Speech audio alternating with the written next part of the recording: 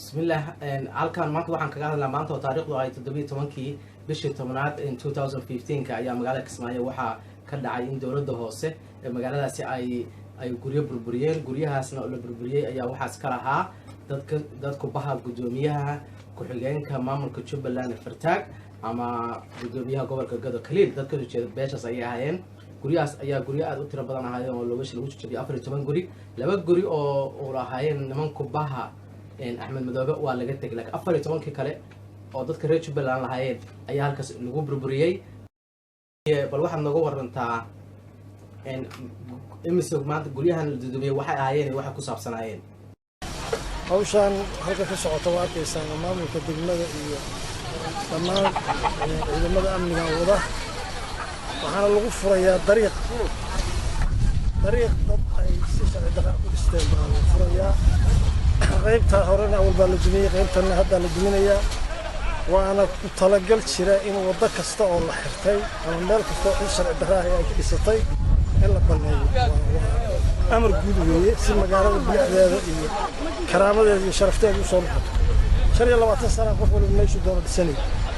oo aan cidina xagga u leexo iyo xagga u durub iyo cabirka raac midna la lahayn nin walba meeshii arko oo qol ka dhismi karo ka dhisanay marka هذا وضع الدولة إمام الجلية هاي نظام كي لوجو تلاقي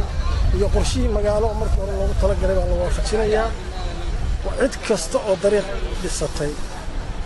أما الدولة ذي والدولة قرشة لوجو تلاقي شيء للسطح هاي كل تلاقي ليان إنسان نكر اللود مني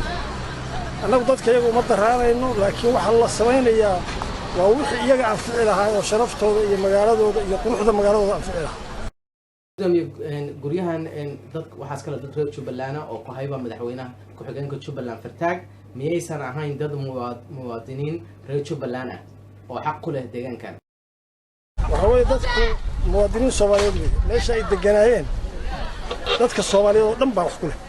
qof kasta wax ku leh haddaan iyaga la xisaabtamo nasiibay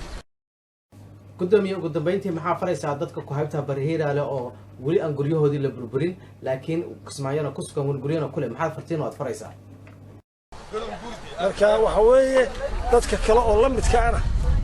warbaneeyo inta leedin iman waxaaga fuqso hadda kuwa khasaar badan ba gaaray waayo waa ka dhaga adeegeen inay ka fuqsadaan waxood